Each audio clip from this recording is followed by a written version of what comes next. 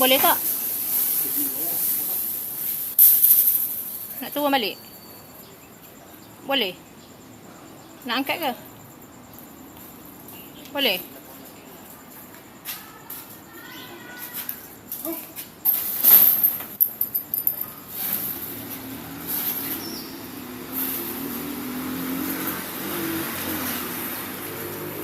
Macam ni lah kerja kita semula. Kalau ada Abi pakai kereta, pada ada lori kan senang. Tak ada lori pakai kereta lah. Macam ni lah.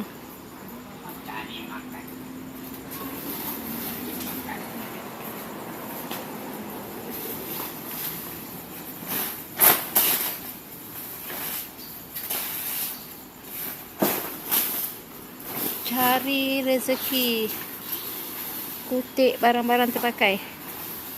Ni barang-barang ni semua orang buang kat tempat sampah. Rezeki.